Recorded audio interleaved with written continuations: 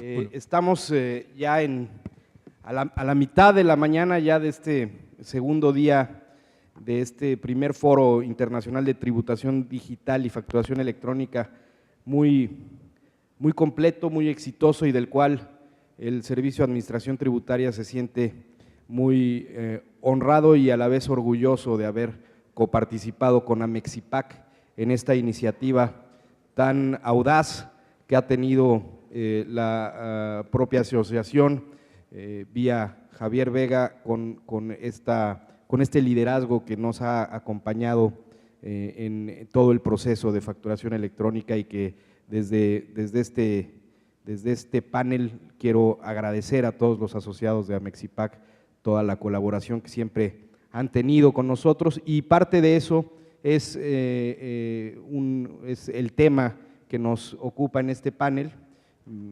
que es el caso de éxito en empresas transnacionales en el uso de factura electrónica, para lo cual me acompañan Alejandro Montalvo de Costa Rica, Paco Macías, Francisco Macías, un buen amigo de casa en el SAT, y Vinicius Pimentel, que ya está en su tercer panel en este foro, que afortunadamente hemos contado con su colaboración, apoyo y comprensión, a la vez que Alejandro, igualmente aquí, te agradezco mucho esta integración casi de último momento y tu colaboración que siempre es reconocida y agradecida por nosotros.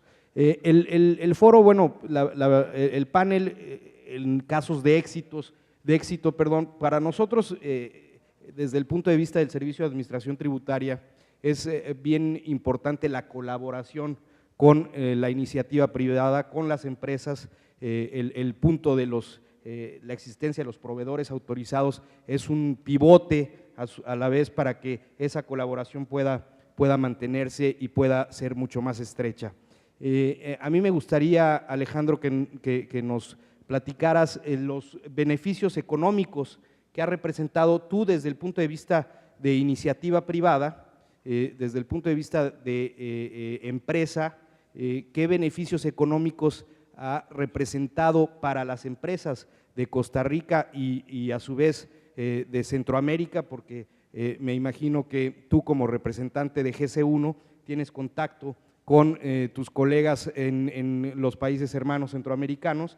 ¿Qué beneficios has visto tú para la empresa en la implementación de la factura electrónica? Y sobre todo, tomando en cuenta que hoy día en Costa Rica no es obligatorio el uso de la factura electrónica, pero la tendencia va hacia allá.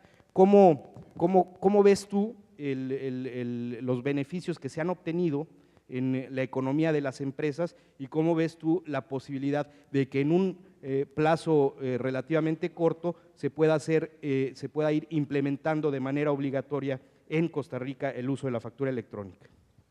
Muchas gracias.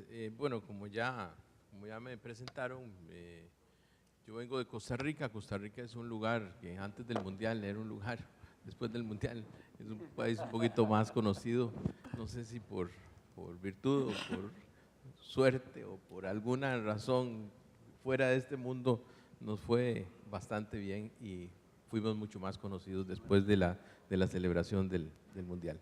Me gustaría también que nos conocieran por la factura electrónica, evidentemente, y la verdad es que Costa Rica es un país sui generis.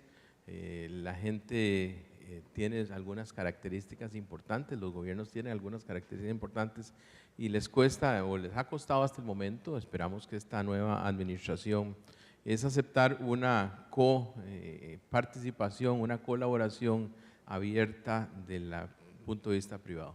Cuesta acercarse a las entidades de gobierno, cuesta hablar con ellos en una forma directa y sincera. Es difícil, la verdad es que ha sido difícil. Sin embargo, es una labor que a título personal y en GS1 también, como miembro de la directiva y como dueño de una empresa que ha venido impulsando la factura electrónica desde hace muchísimo tiempo, pues nos hemos abocado y no hemos desistido del proceso. No hemos desistido porque estamos totalmente convencidos que los beneficios van a ser mutuos. Los beneficios que tiene la factura electrónica no van a ser solo gubernamentales, sino también van a ser desde el punto de vista de empresa privada. Y ahí yo creo que ha sido el primer error que hemos cometido en Costa Rica. El primer error, desde mi punto de vista, radica en que la hemos enfocado, se ha enfocado como una herramienta únicamente para el control de los gobiernos, o sea, para el control del tributo. Y realmente en el transcurso del tiempo, las empresas que en estos momentos, que son aproximadamente unas 1000 empresas en Costa Rica, estamos emitiendo todavía muy poquitas facturas, no quiero decir el número para que no haya una comparación tan desventajosa con los millones que se hablan, los miles de millones que se hablan aquí en México.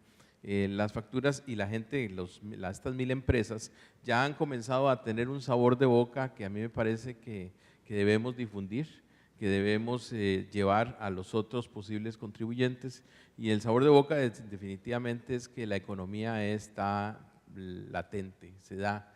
Ahí, yo les contaba ahí a alguien, le contaba que yo uso factura electrónica desde hace aproximadamente unos 3, 4 años en mi empresa. Nosotros emitimos unas 350, 400 facturas, y alguna vez he tenido un cliente enfrente ahí en la misma oficina, en la sala de reuniones, y le digo, hagamos una prueba. Llamo a la secretaria y le digo, tráigame las facturas de un municipio que le hacemos algún tipo de servicio nosotros, y la secretaria en un clic me trae las facturas del municipio de los últimos 12 meses. Si yo le hubiera pedido eso antes de implementar un servicio de factura electrónica, la muchacha me ha dicho, está bien, de hoy en 8 le tengo el documento listo. Estoy seguro de eso, no es algo que es irreversible desde el punto de vista de los beneficios. El proyecto de factura electrónica, ya en las próximas preguntas voy a ahondar un poquito más de cómo está la factura electrónica en Costa Rica, pero el proyecto de factura electrónica es un proyecto que hay que impulsar desde el punto de vista privado más el punto de vista gubernamental o viceversa. No podemos esperar una de las dos. Yo creo que la factura electrónica es igual que una mesa, tiene algunas patas, algunos lugares en donde se tiene que estar bien sólida, y una de ellas no puede crecer ni puede ser más larga que la otra. Y otra cosa que al final del tiempo nos hemos ido dando cuenta es como la emisión de la factura debe ser complementada por más cosas, por más valores agregados que se deben dar. Así es que la esperanza no se pierde, nosotros estamos seguros, hay una decisión presidencial, hay una decisión ministerial que se viene haciendo desde hace muchísimo tiempo, ahí venimos pateando la hora para adelante, pero ahí se viene dando de que va a haber una obligatoriedad en la presentación de la factura electrónica. Muchas gracias, Alejandro. Tocaste un punto muy importante y trascendente para nosotros, y yo creo que para todo el foro. Y voy a soltar la pregunta para los tres, dirigiéndome en este momento principalmente a Vinicius, porque viene también del sector gobierno. El punto que tocaste fue el control, ¿no? Desde el punto de vista de control, la facturación electrónica nos otorga mucho mayor control a la autoridad para con el contribuyente. Ya se ha platicado, aumenta la recaudación, tenemos la posibilidad de tener auditorías mucho más asertivas, mucho más precisas, mucho más rápidas, y con los resultados que se pueden determinar de una manera en un periodo de tiempo muy corto. Tomando en cuenta el control, tomando en cuenta el aumento de la recaudación, ¿cómo desde el punto de vista del gobierno, cómo desde la perspectiva del gobierno, con estos incentivos, por decirlo de alguna forma, cómo invitas a la iniciativa privada a que se una al proyecto de facturación electrónica? Bueno, muchas gracias otra vez por la invitación. Espero no estar aburriendo a todos con mis comentarios. Por primera parte, como ya hemos tenido la oportunidad también de llevar la experiencia a los compañeros de Ecuador y de Paraguay, juntamente con el CIET, siempre hablamos y tocamos en este punto, Guillermo. La experiencia de implementar un sistema de facturación electrónica en un país depende de una serie de cosas, pero un factor que impulsa sobremanera el suceso de esta implementación es la colaboración con las buenas empresas. Las buenas empresas quieren la formalidad del mercado, porque quieren cumplir sus obligaciones. pero sufren la concurrencia desleal de las informales o de las que, a pesar de formales, operan en muchas de sus operaciones, están en la informalidad. Entonces, la pregunta, ¿cómo atraer empresas para la facturación electrónica? Así es, cuando empiezas un proyecto, como están empezando en Costa Rica, por lo que lo entiendo, un buen comienzo es buscar aquellas grandes empresas, transnacionales, por ejemplo, que ya tienen la experiencia de facturar electrónicamente en otros países, para que te ayuden en un proyecto piloto, para que, por primero, administración tributaria y empresa entiendan lo que es facturar electrónicamente. Y después, para que a partir de esta experiencia, el mercado local de la tecnología de información se capacite de manera a que haya soluciones de tecnología de información nativas del país, de empresas locales, que saben cómo funcionan los negocios, que están ahí, están listas a prestar la asistencia técnica en los sistemas. Pero esa inteligencia, este conocimiento no nace de nada. Por primero hay que haber un ecosistema de empresas y gobierno que estén ya trabajando, o sea, que haya una estabilidad de normas. Y a partir de esta estabilidad de normas, entonces se construye este ecosistema de tecnología de información que puede que las demás empresas entonces cada vez más entren a facturar electrónicamente. O sea, la pregunta, ¿cómo atraís, cómo se puede atraer las empresas al sistema? Por primero, un proyecto piloto siempre lo invitas o abres para que empresas se candidaten para participar del proyecto piloto. Con el proyecto piloto, todos quieren que funcione. Todos están ahí con ganas de que la cosa aconteça. Y ahí tienes realmente parceros, tienes amigos.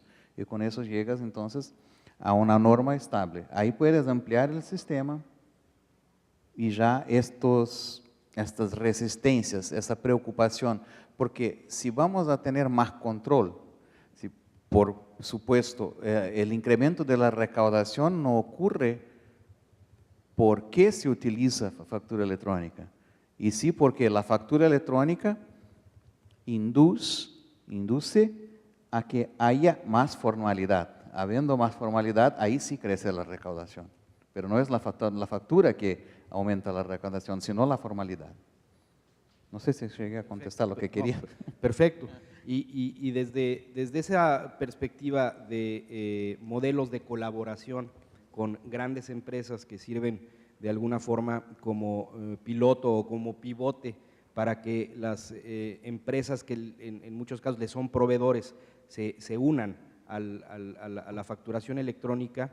A mí me gustaría, Paco, tú como asesor de grandes empresas que han impulsado el uso de facturación electrónica en México, pero a su vez también como contador público muy activo en el gremio y en el colegio de contadores, ¿cómo hacer que converja la gran empresa con sus proveedores y cómo tú como contador, cómo transmitir esa buena experiencia hacia las empresas que necesariamente tienen que unirse, lo ven como una necesidad para poderle vender a una gran empresa, pero a su vez tienen que estar convencidos de que no es solamente para poderle vender a la gran empresa, sino que eso nos trae como consecuencia mayores ahorros o mayores facilidades en el control de las empresas. ¿Cómo tú como contador puedes ir transmitiendo eso hacia las empresas que rodean en el entorno de las grandes?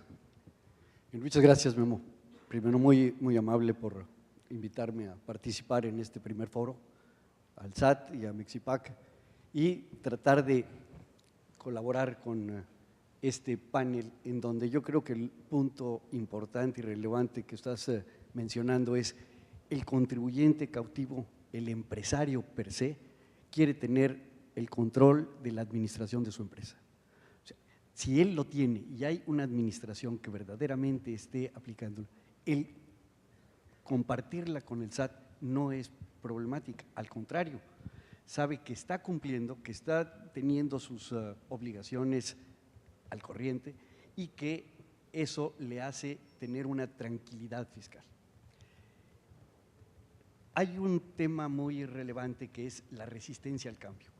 La factura en papel que duró 500 años, que era la evidencia de una operación mercantil que tuvo muchas modificaciones en estos 500 años, se firmaba con sangre, la caraba, después le pusieron el RFC, quién le imprimía, por cuánto tiempo, y todo eso era para tratar de controlar el documento en papel.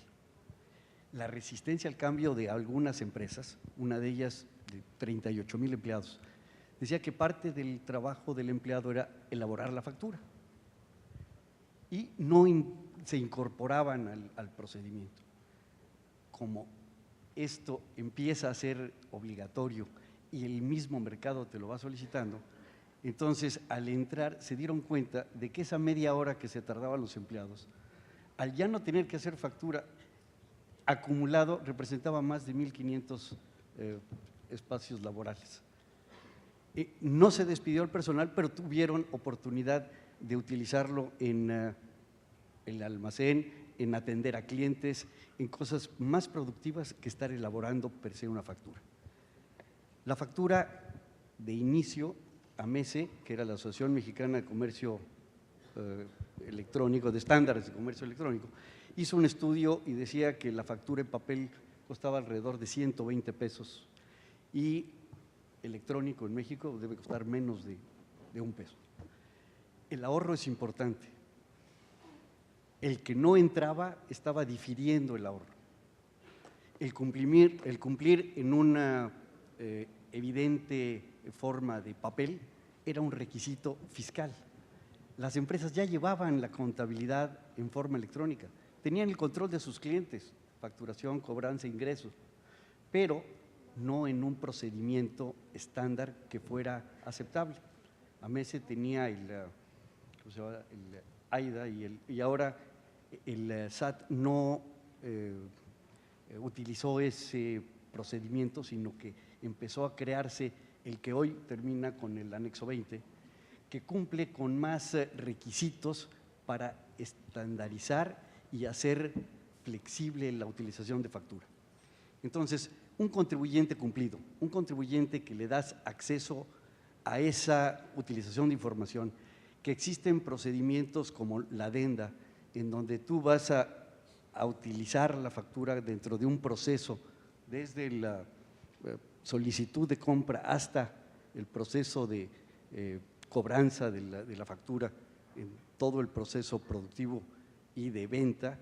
Eso te hace el que haya un mayor control, más eficiente y no tener problemas de siniestros que lo tiene el papel. El ahorro en transportación, guarda y custodia es verdaderamente excesivo. La mensajería, el error que puede existir entre la mercancía recibida y la facturada cuando tienes la electrónica es verdaderamente sencillo. Eso al empresario le es conveniente y compartirlo con el SAT no lo es porque quiere evidenciar que está cumpliendo. Entonces, no es, el problema es la economía informal. Creo que al hacer obligatoria la factura, y como lo dijo ayer el jefe del SAT, para cualquier deducción hoy necesitas una factura electrónica, para cualquier ingreso tienes que demostrarlo con una factura electrónica, entonces te vas convirtiendo precisamente en un recibidor y emisor de este documento fiscal digital. Y eso te va a hacer que vaya entrando la economía informal a la formal, poco a poco. Esa es la idea, esa es la intención, y yo creo que ese es el reto para el 2014, en donde estas reglas van a ser aplicables y que la mayoría de los empresarios cumplidos no creo que tengan ninguna inquietud por estar cumpliendo para tener una administración más cercana a la autoridad, al SAT, al que revisa, al que audita, al que tiene esa información en forma inclusive directa. Gracias, Paco. Es bien importante y tú lo comentas en tu libro y lo hemos comentado algunas veces, la buena relación que debe de existir entre la autoridad y el contribuyente y que se va determinando también en la posibilidad de la propia facturación electrónica. Tomando como ejemplo el inicio que está, o la gestación que está viviendo en este momento Costa Rica, a mí me gustaría, Alejandro, que nos compartieras cómo en este momento en el cual en Costa Rica todavía no es obligatorio, pero de acuerdo a lo que hemos comentado, el nuevo gobierno costarricense ya está impulsando la política de facturación electrónica de una manera mucho más agresiva y mucho más decidida. ¿Cómo desde el punto de vista de iniciativa privada, esa convergencia entre autoridad y contribuyente, cómo el gobierno costarricense desde tu punto de vista está impulsándolo para que se pueda polarizar a mucho más empresas y puedan ser en un corto plazo casos de éxito que podamos estar platicando en el segundo foro que espero el próximo año nos convoque a todos de nueva cuenta? Bueno, en Costa Rica hubo un cambio de gobierno hace muy poco tiempo, como lo dije hace un rato. Fue un cambio de gobierno que realmente fue trascendental desde el punto de vista histórico, porque además de ir a unas segundas elecciones, la decisión del pueblo fue contundente, ¿no? Independientemente de si uno estaba a favor o no del nuevo gobierno, la decisión fue contundente, el mandato del pueblo fue contundente, se necesitaba, que el pueblo quería un cambio. El cambio se dio, el nuevo gobierno asume la posición en cuanto a factura electrónica también con una claridad que parece que nos va a llevar a un buen camino. Pero haciendo un análisis y ahora pensando y utilizando la palabra que utilizó Vinicius, el ecosistema en que estamos inmiscuidos, en donde debería participar el contribuyente, el cliente como tal, el cliente final que posiblemente es hasta contribuyente, eso se puede dar, la misma administración tributaria, las empresas privadas que promovemos el uso de tecnología, que estamos especializadas en factura electrónica, en gestión de cobro, en recaudo de dinero, en contabilidad o en otro tipo de cosas. Todo ese ecosistema es el que debería el gobierno pues tratar de consolidar, tratar de orientar y tratar de promover el proceso y la incursión de factura electrónica. Aquí yo creo que más que una cosa de qué es primero, si deben ser los grandes o los pequeños contribuyentes, si deben ser los profesionistas o los profesionales independientes, como les decimos en Costa Rica, quiénes deben estar primero, si debe ser o no debe ser obligatorio. Yo creo que es una cuestión también de ecosistema, que el mismo ecosistema deberíamos conformarnos, el gobierno debería servir como un ente rector, como un ente orientador en ese tema y evidentemente no hacerlo solo, hacerlo en forma contundente y conjunta con las empresas privadas que estamos tratando de promover y con las otras organizaciones que al final del tiempo pues tenemos intereses, como en el caso de GS1, de la cual soy miembro de la mesa directiva, y yo creo que ahí estamos totalmente dispuestos y estamos tratando de hacer equipo con estas organizaciones, con estos entes y con nuestros asociados que son los empresarios, pues para tratar de que la factura electrónica en cuestión de un año, cuando vengamos al segundo foro, pues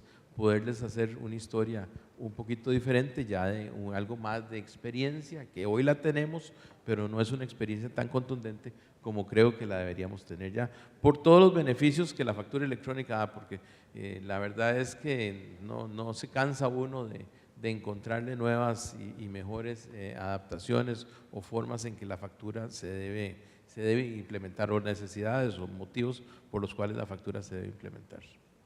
Muchas gracias, Alejandro. Es bien importante el tema de estos casos de éxito, de historias de historias bonitas, por decirlo de alguna forma, de historias en las que pues compartimos que, bueno, sin duda grandes empresas nos han ayudado, con las grandes empresas hemos podido empujar a los que están a su alrededor, a los que están en su ecosistema, como bien expresaba Vinicius, pero sin duda hay casos de resistencia, casos en los cuales los paradigmas no se rompen tan rápido. Hay momentos en los que, en el caso de México, por ejemplo, pusimos un plazo para la facturación electrónica de una forma obligatoria, y cada vez que se iba acercando la fecha se acercaban gremios de contadores, abogados o empresas, cámaras industriales o cámaras empresariales a solicitar prórroga, a solicitar, no, ya viene el tiempo, ayúdenos a que pase, porque nuestros sistemas no van a dar, no vamos a poder. Esos son retos que nos hemos encontrado. ¿Cuáles retos se han encontrado o cuáles retos me gustaría que nos transmitieras, Vinicius, ha encontrado Brasil en su compleja estructura fiscal, pero cuáles son los retos que se han ido encontrando y, sobre todo, de qué forma los han ido superando? Bueno, los principales retos que están no son particulares de Brasil, no son tanto de un sistema tributario complejo. Yo no pienso que haya en una parte del mundo un sistema tributario que no sea complejo.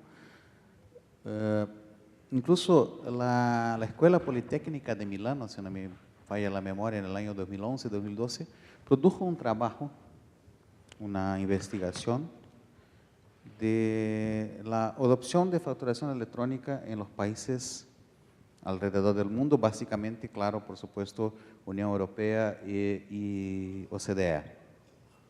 ¿Y qué tenían las experiencias de estos países en común? Que en ninguno de ellos había algún tipo de obligatoriedad. Y en muchos, como los países nórdicos, ya había más como 10 años o más de experiencia de facturación electrónica. Y en ninguna parte del mundo se observa más de 20% de adopción de facturación electrónica, cuando dejas libre al contribuyente.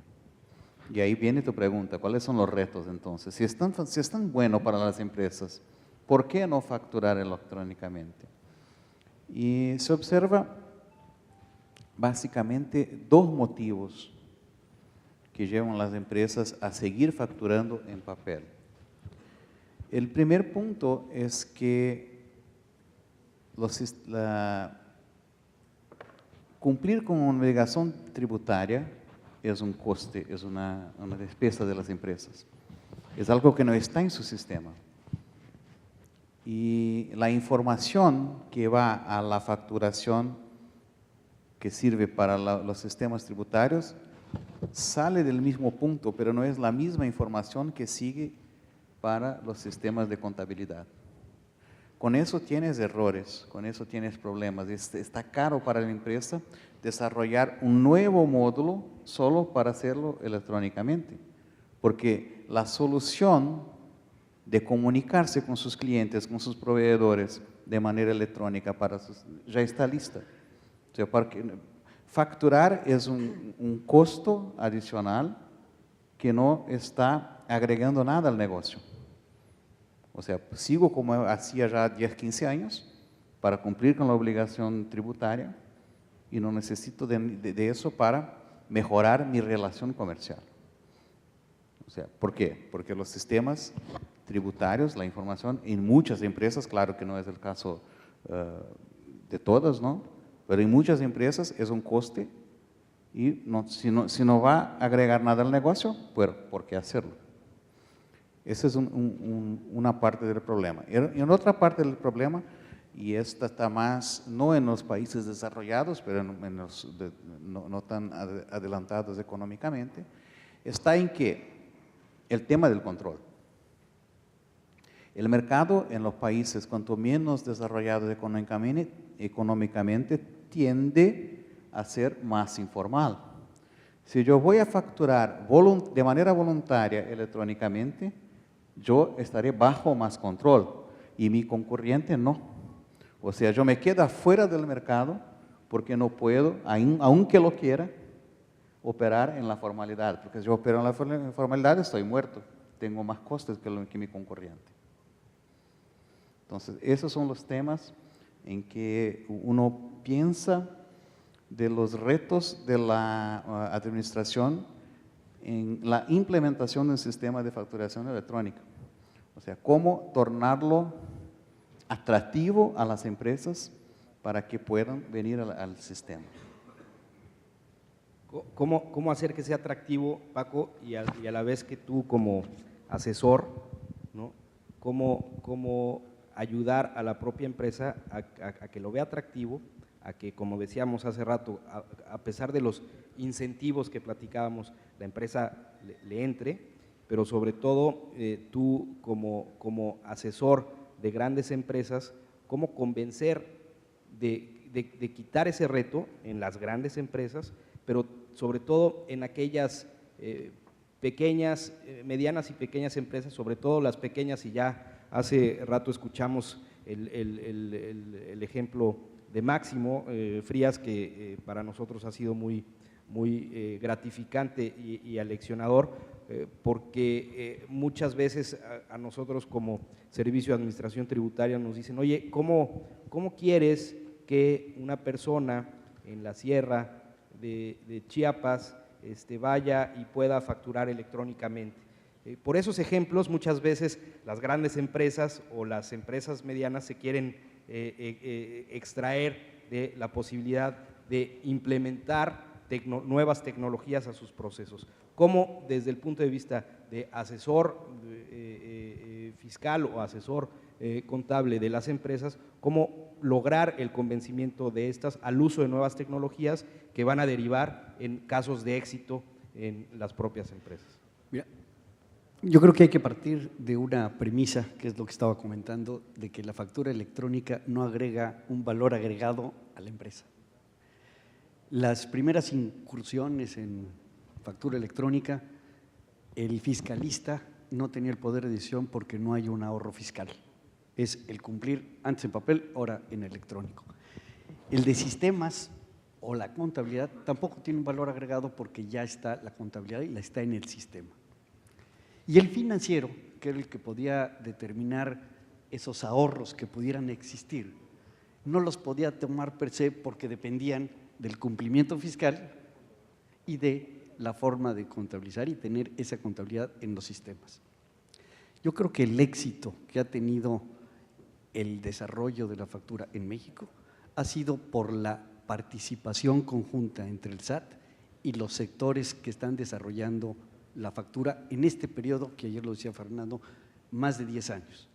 Al inicio no obligatorio, después obligatorio con algunos y hoy al 100. Esa forma de empezar, por ejemplo, con Walmart de México, en donde hubo una comunicación directa de ver cuáles son las ventajas y las desventajas, cómo poder tener esa información que fluya desde el punto de vista financiero para tener una información fiscal, es lo que te da el estar desarrollando mejores prácticas. Estoy convencido de que mientras no fuera obligatorio, como decías, el 20%, algunos países están iniciando y tienen cierto esquemor. Cuando lo haces obligatorio y ya hay que cumplir, México ha destacado y estoy convencido de que hoy es el líder de factura electrónica, y que los retos que está haciendo seguramente van a ser copiados por muchos países y por muchas administraciones porque van a generar las mejores prácticas en este tema. ¿Cómo esas grandes empresas permean a las medianas y pequeñas? Es precisamente por los beneficios, las bondades que la administración puede tener en relación al resultado de control y administración. Entonces, si te da ese beneficio, si te da la autoridad, la facilidad de tener factura en el teléfono, eso accesa a que puedas facturar a pie de camión, a que puedas tener la penetración de una autoridad fiscal en los lugares remotos en donde no se tenía pensado que hubiera presencia de la autoridad en esos lugares, municipios, aunque estuvieran alejados. La forma de comunicación a través de los medios electrónicos te da ese acceso, y más ahora inalámbrico, en donde ya puedes tener una información veraz, oportuna, que te pueda dar el control administrativo, operativo y que da como resultado el tener información para cumplir con la obligación fiscal. Si esto así se da, es la forma de estar estimulando a que las empresas se incorporen. Debe de haber una presión importante para convencerlos, y estoy también seguro de que la forma de estarlo haciendo, de llevar pactos y acuerdos con diversos sectores de la economía, con diversos sectores de profesionales, de empresas, empresarios, Consejo Coordinador Empresarial y diferentes sectores, hacen que la autoridad entienda las necesidades y bajo el principio de no cambiar la operación ni la administración, pero sí cumplir con la obligación fiscal, está dando buenos resultados. Y yo creo que eso va a generar en el concepto de mejores prácticas y es un elemento que va a ser seguramente copiado por otros países. Si no copiado, que sea inspirado en este esfuerzo que en México hemos realizado, y ese es precisamente uno de los objetivos de este foro, poder transmitir desde el punto de vista de sector privado a Mexipac y desde el punto de vista de sector público, Servicio de Administración Tributaria, transmitir este esfuerzo conjunto que hemos estado trabajando en los últimos años, pero desde la gestación del proyecto desde hace poco más de 10 años. En esa perspectiva, Alejandro, el uso de nuevas tecnologías, del romper paradigmas, de poder ser caso de éxito en el próximo foro, ¿cómo ha ido tomando la iniciativa privada, el sector privado, los empresarios costarricenses, esa posibilidad de ingresar a la facturación electrónica, si la propia facturación electrónica, como bien decía Vinicius y Paco, por sí misma no me va a dar beneficios fiscales, por sí misma no me va a generar un ahorro igual a primera vista, probablemente? ¿Cómo esos paradigmas, tú que desde la iniciativa privada costarricense, cómo ir avanzando en los contribuyentes costarricenses? ¿Cómo va el tema y cómo me gustaría que nos compartieras en este periodo en el que está naciendo la facturación electrónica en Costa Rica, cómo ir rompiendo esos paradigmas y cómo ir ingresando a las nuevas tecnologías, a los nuevos modelos y a las mejores prácticas? Bueno, realmente la factura electrónica es un terreno desconocido para la gran mayoría de los empresarios. De ahí tenemos que partir. Bueno, y si todos sabemos que hacer ejercicio es bueno, ¿por qué no todos nos levantamos igual que Fernando a correr ahí en la madrugada, bien temprano en la mañana por la playa? Estaba llegando. Estaba llegando, yo lo hizo. ¿Por qué no lo hacemos si todos sabemos? Yo creo que yo le pregunto a todos y todos me van a decir de que sí, que ellos saben de que es muy bueno hacer ejercicio, pero ¿quiénes hacemos ejercicio? ¿Quiénes hacen ejercicio? Pues yo no, yo no voy a levantar la mano, pero al final del tiempo, ¿por qué no se hace? Porque si sabemos de que la factura electrónica trae beneficios, son contundentes en cuanto a costos. Yo no estoy tan de acuerdo de que no mejora la situación empresarial. Lo que pasa es que el empresario no lo sabe.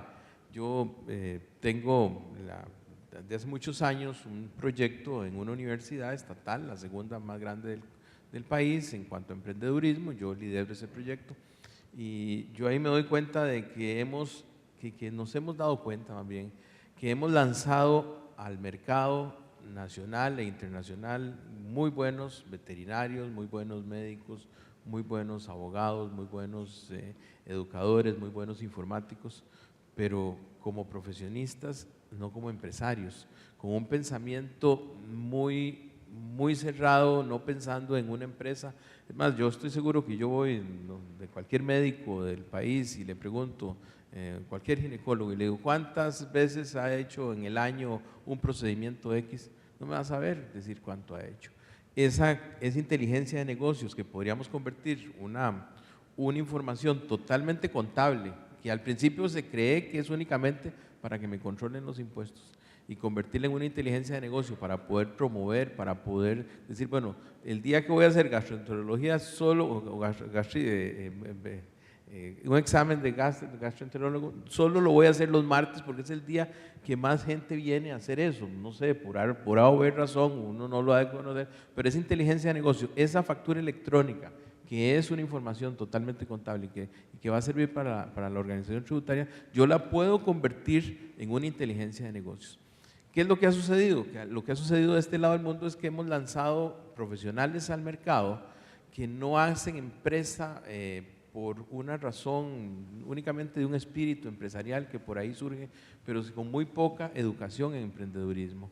Con muy poca educación, entonces las empresas o los profesionales se nos convierten en profesionales no formales, no son empresas formales. Y como no somos empresas formales, entonces vemos únicamente al SAT y a las organizaciones tributarias de nuestro país o de cada uno de los países, las vemos únicamente como el medio de control en ver cómo me sacan plata de la bolsa para financiar el gobierno, que de cualquier manera no hace buenos proyectos o malgasta, o a través de alguna malversación pues se lleva la plata uno u otro funcionario. Entonces al final del tiempo parece que tenemos que romper el ciclo.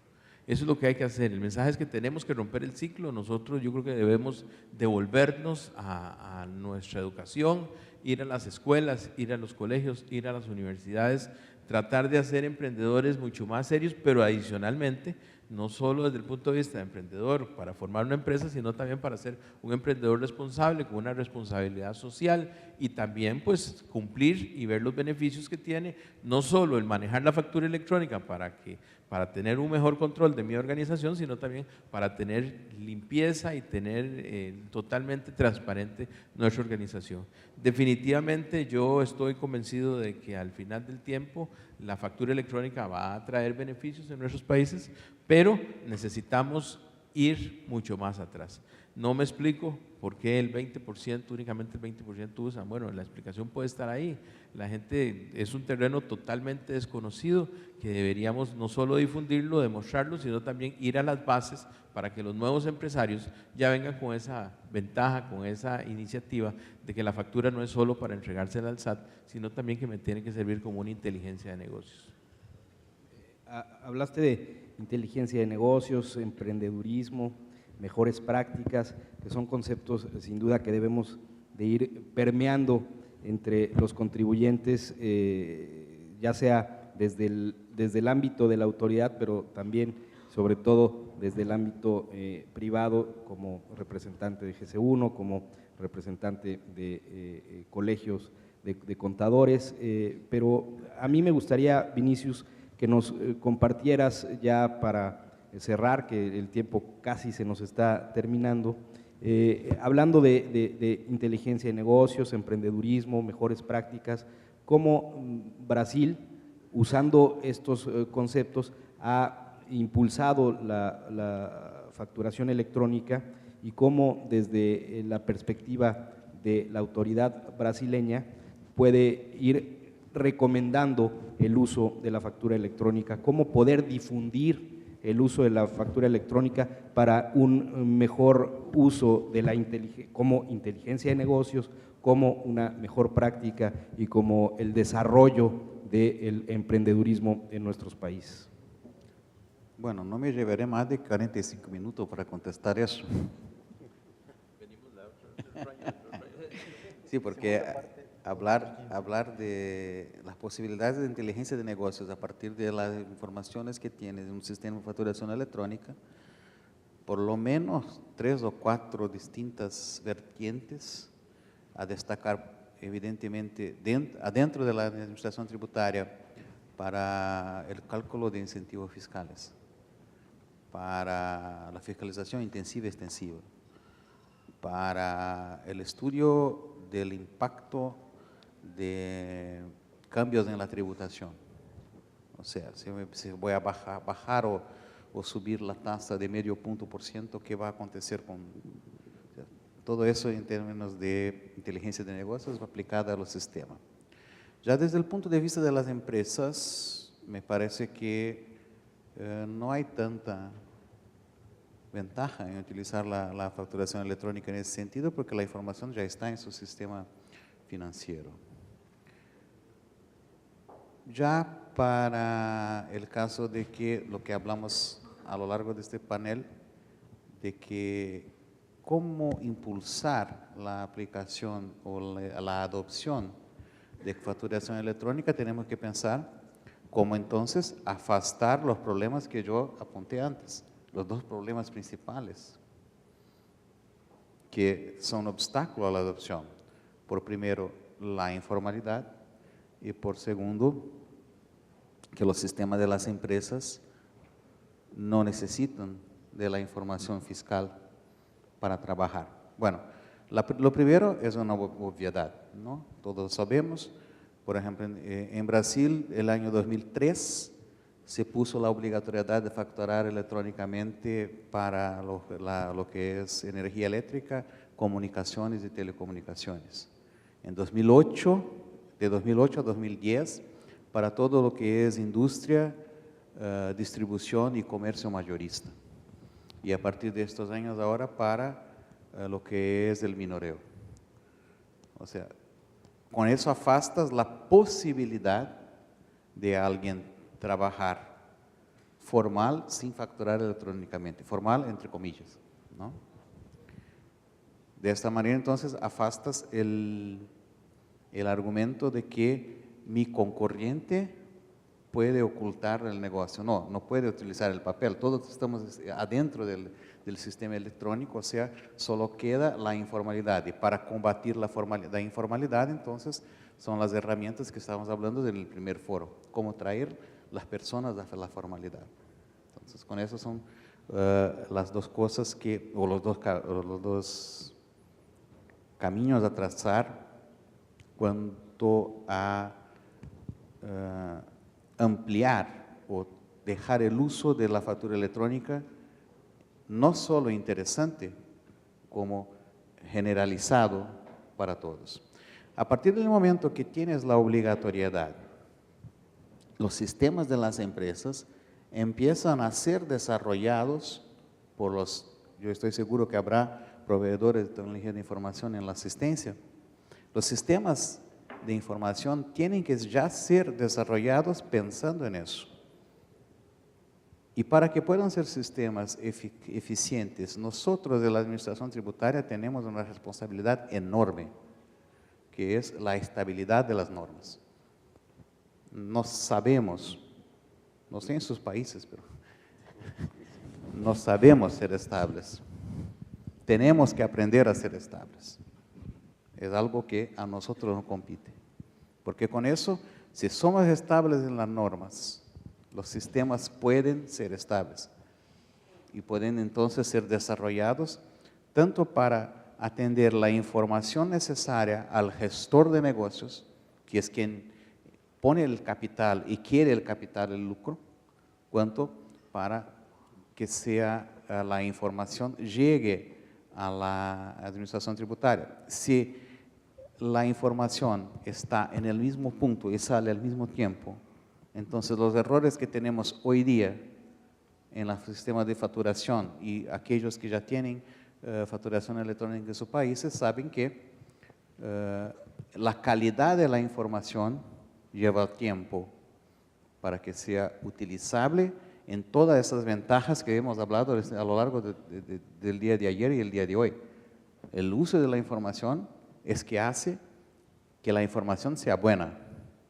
En cuanto no se utiliza, no se sabe, y si no se sabe, bueno, no hay lo que hacer. Y para terminar entonces, y para contestar el título del panel, que es el caso de éxito de empresas transnacionales en uso de factura electrónica, y qué modelo tenemos en Brasil para eso. como dije antes, factura electrónica es un género del cual hay muchas especies. Y en Brasil tenemos comités en que empresas y administración tributaria participan y conversan con nosotros sobre lo que está bien, lo que necesita mudar y lo que es necesario innovar en el sistema de facturación electrónica. Hay quienes piensan, no, si el sistema de facturación electrónica nació en el año 2006, se tornó obligatorio en el año 2008 y de 2010 en adelante no hay más la posibilidad de operar bajo la obligatoriedad. Entonces el sistema está listo. No, justamente ahora que tenemos masa crítica de empresas, tenemos masa crítica de informaciones para entonces tornar el modelo bueno para todos. Y la manera de hacer eso son estos comités. Entonces tenemos, por ejemplo, un comité que es de las empresas de industria, distribución y mayoreo. ¿Y quién representa a las empresas? Es un representante de una empresa transnacional que hay en México inclusive, que es Gerdau, ¿no? El otro comité que trata de las empresas del minoreo, quien representa a las empresas en el comité es una amiga nuestra de Walmart. En lo que trata de documentos de transporte, quien representa es de una compañía aérea transnacional también. O sea, las empresas transnacionales son las que más tienen interés, en primer lugar, que existe el sistema, en segundo lugar, que el sistema funcione y, más importante, y aquel que hablaba el jefe del SAT ayer, que caminemos en un sentido de que sea posible algún tipo de estandarización. Yo soy muy escéptico en ese sentido. Yo pienso que pensar que habrá un patrón internacional de factura que todos adoptemos es utópico. Sería bueno, pero es utópico. Pero sí podemos y debemos trabajar en el sentido, por ejemplo, lo que está llevando CIAT desde el año 2010, de una factura electrónica internacional. No es lo mismo, ¿eh? Tenemos cada uno de nosotros las facturas de nuestros países o de nuestros bloques económicos, como será el caso de NAFTA, como será el caso de Unión Europea o del Mercosur. Que ahí, adentro de esos grupos económicos, sí hay la posibilidad de hablar de un estándar. Pero cuando el comercio globalizado será, pienso yo, eso es lo que defiendo yo, no hablo aquí por Brasil, sino por mi opinión particular, tenemos la necesidad de alguna manera de una factura electrónica internacional, sí, que permita que compartamos las administraciones tributarias informaciones entre nosotros, especialmente para los casos como precios de transferencia y todo eso. Y, más importante que todo, las empresas compartan informaciones de manera globalizada y estandarizada, independiente de la regla tributaria del país que originó la mercancía y el país que es destinatario de la mercancía. Porque si vamos a pensar que es posible que la misma factura tenga el mismo estándar en todos los países del mundo, para después tenemos el sistema internacional, yo pienso que tal vez mis nietos. Tal vez eso lo podamos ver y sin duda cuando se crearon aquellos famosos Incoterms que estandarizaron los términos del comercio internacional, así lo pensaron, y por qué no pensar en agregar de alguna manera tributaria un Incoterm que pueda ser una factura electrónica o un pedimento en un futuro próximo, así es, que lo pueda extraer de esa manera, ¿no? Pero ya sería tema de otro panel y creo que el panel que sigue, que va a ser más experiencia precisamente de representantes de empresas transnacionales, que tendremos la oportunidad de escuchar sin duda experiencias de éxito que son enriquecedoras para nosotros. En ese sentido, tú, Paco, como representante de transnacionales mexicanas, incluso nos puedes transmitir de alguna forma en este poco periodo de tiempo que tenemos, el caso de éxito para dar el uso de la voz a Alejandro como cierre de este panel. Por favor, Sí, Paco. muchas gracias. Dos comentarios. Hemos estado hablando durante ayer y hoy sobre el tema de factura electrónica, pero ni en el Código Comercio, ni en el Código Fiscal, ni en la Ley de Impuesto a la Renta está el concepto de factura electrónica. Es el CFDI, el comprobante fiscal digital. ¿Y de dónde viene la palabra timbrado? Yo creo que la palabra timbrado viene de cuando se usaba la factura y la timbrabas. Y después ese timbre se convirtió en hembra y macho, en donde cortabas el timbre y era del año y de la numeración, y que después, cuando la autoridad quería revisar, cotejaba que el timbre fuera el macho y la hembra para ver si efectivamente correspondía al original. Entonces, de ahí yo creo que es el timbrado para ver que efectivamente corresponde al documento original. ¿Qué es lo que hay que hacer? Yo creo que hay que permear el concepto de factura en todo el ámbito. El concepto de civismo fiscal, de cultura contributiva es esencial, no solo en las empresas de contabilidad o de administración, sino en todas. Los contribuyentes son todos deben de saber qué es factura, qué es electrónica, por qué cumplo, cuáles son mis requisitos. Entonces, el permear a las universidades, a la educación, yo creo que es fundamental. El concepto de civismo fiscal o de cultura contributiva representa el sembrar para después poder cosechar en un éxito que va a ser para ambos, para el que quiere cumplir y para la autoridad que debe de verificar que se esté cumpliendo. En el ámbito de las empresas, yo creo que siempre está el ánimo de cumplir cuando se trata de un contribuyente cautivo y que el empresario lo que quiere es estar cumpliendo. Lo que tenemos que hacer es que haya una comunicación como se ha hecho últimamente y que no cambie, sino que sea una ley que tenga continuidad en el tiempo, pero que sí se vaya ajustando a las necesidades. Hace unos días, en relación a las agencias de viajes y a las líneas aéreas, ya hay una forma específica de cumplir con el requisito de obtener esa factura electrónica.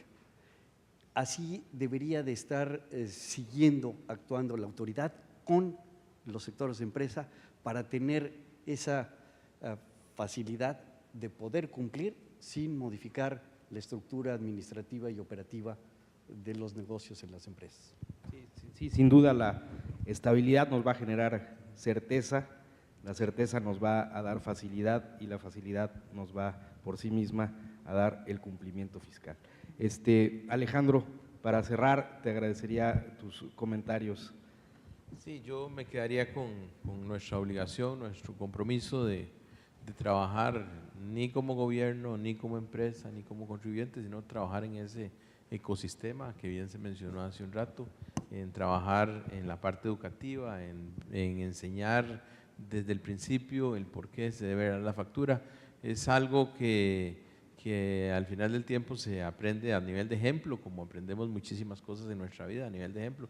¿A quién no le ha gustado ir a una tienda de esas de la manzanita, las que venden unos, no me acuerdo el nombre, uno de una manzanita por ahí, la manzana, la tienda de la manzana, y uno va y compra y el mismo persona que le atiende, que lo asesora, el mismo consultor o asesor que le está diciendo compre esta, no compre la otra, ponga más memoria o ponga menos memoria, es el mismo que toma la tarjeta, la pasa, le da la factura a uno, le pide el email y ese cuando uno sale por la puerta, igual cuando va a tomar el taxi aquí, como dijeron ayer, cuando va a tomar el taxi ya la factura está en su correo electrónico. ¿A quién no le gusta eso? A todos nos ha gustado. Cuando la primera experiencia que tuvimos, todo el mundo queda admirado, esto es lo que quiero. esto es lo que quiero. Y yo creo que es una cuestión de ejemplo que conforme vamos a ir avanzando, conforme se van a ir dando cuenta la gente, los vecinos de México, nos vamos dando cuenta del proceso que México ha comenzado. Dentro del mismo México, todavía los que no están convencidos y todavía van ahí a la calle a comprar sus facturitas de papel, que todavía han de haber, ¿verdad? Yo creo que conforme la gente se vaya dando cuenta de los beneficios de las cosas y los países adyacentes nos vamos dando cuenta, pues vamos a tener que entrar en ese ecosistema y mejorar todo el proceso de nuestras empresas y la relación con el tributo o con las administraciones tributarias a través de esta herramienta de factura electrónica. Muchas gracias al SAT y muchas gracias a… Gracias a ti, Alejandro, Paco. Paco. No sé en tiempo cómo andamos, si Vamos tenemos chance de unas preguntas a realizar una breve sesión, licenciado, de 3 preguntas, sesión de preguntas y respuestas. Favor de levantar la mano para que les hagan llegar el micrófono.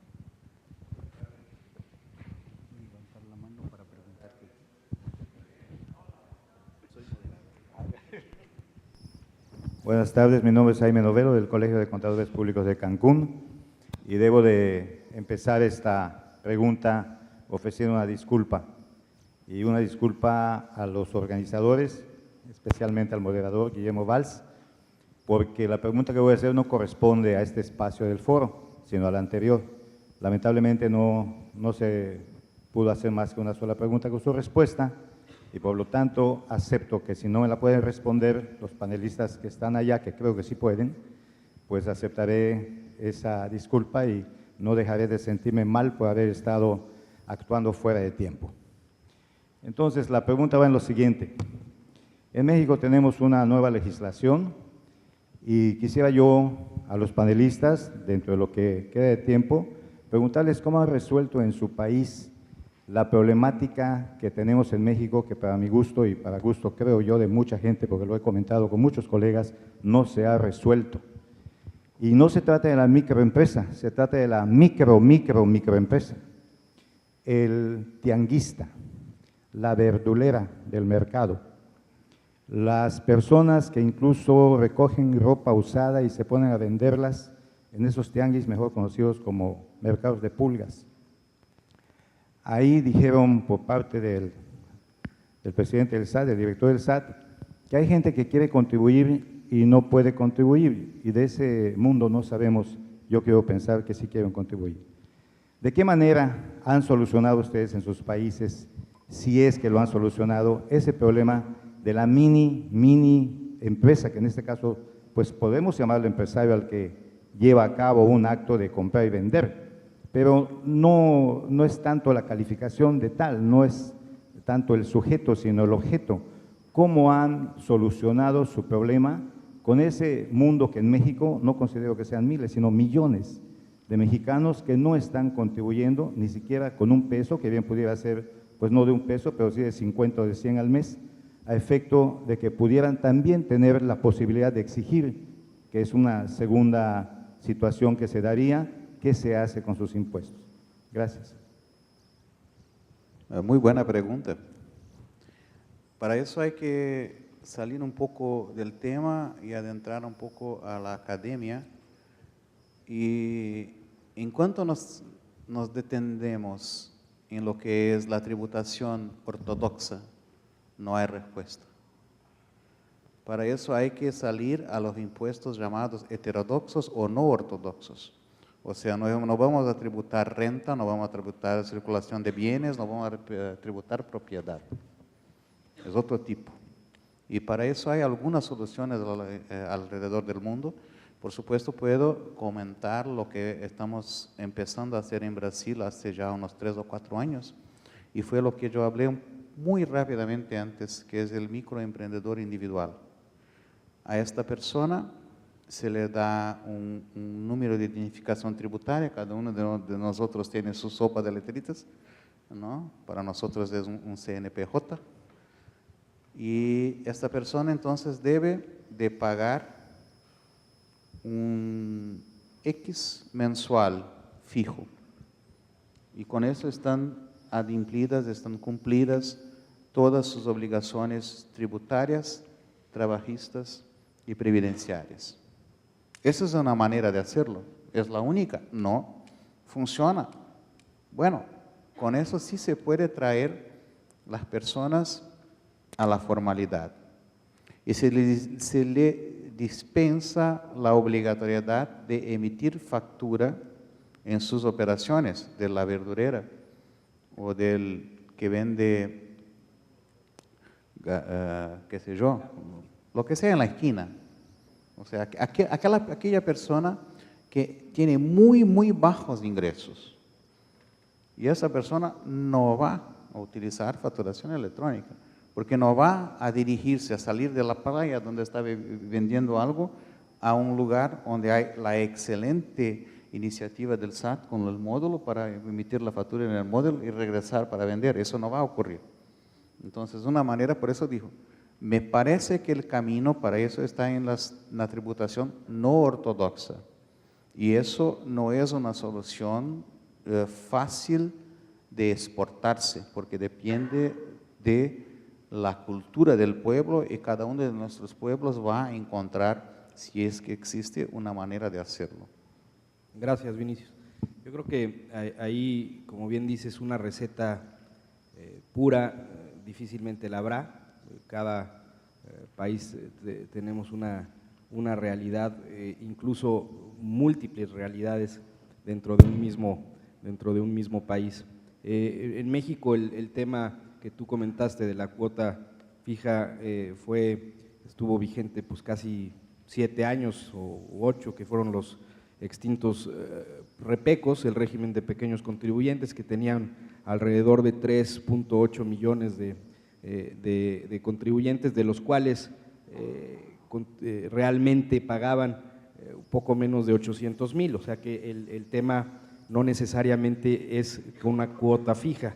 Hoy el esfuerzo que estamos haciendo bajo el mandato que nos dio el Poder Legislativo del régimen de incorporación fiscal, pues es eso, es un esfuerzo que sin duda estamos poniendo el mejor de los empeños en el Servicio de Administración Tributaria. Ya en el panel anterior, Pati Delgado, Máximo y los panelistas que estuvieron en el primer panel de esta mañana platicaron precisamente de ese esfuerzo que se está haciendo y del compromiso que hemos tenido de contribuyentes que se han realmente comprometido con el proyecto, como es el caso de Máximo y muchos otros a lo largo y ancho del territorio nacional.